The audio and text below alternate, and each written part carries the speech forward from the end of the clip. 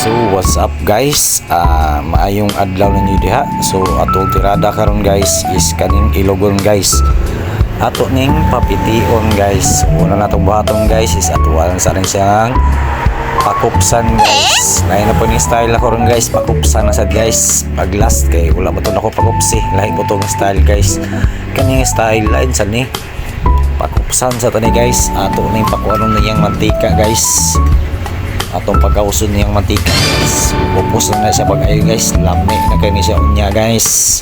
So buhaton mo diha, moro dyan ang anak-anaon guys, ikahuman. Wow! Ato din ang unon guys na kay papugnaon pamantana isit aside man sa lawat kadiyot guys. Ikahuman anag nato buha sa tanan guys. Siyempre pabugnaon kadiyot ikahuman apo ka dayong mariniton guys. Nauna na siya nga tayong isa pero mainit-init pa ng konti.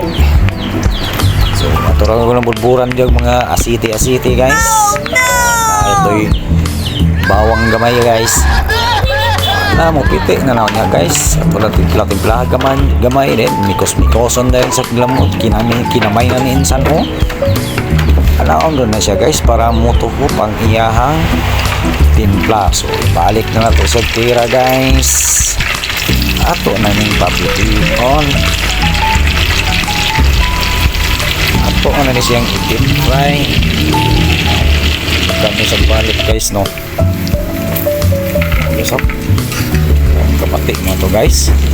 Kumin na mo to guys. So crispy na itong tingog guys. Paghagbong palang daan guys. Kami na kayo.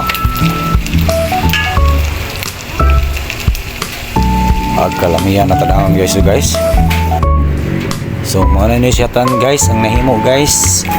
So nikupost digid siya no. Crispy na kani guys, lami na kani guys. Daman din na nato dihag kanang sausawan guys.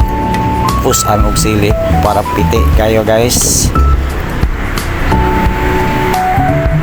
So sa babay gihulat niyo guys, mangaon na ta. Oh, uy.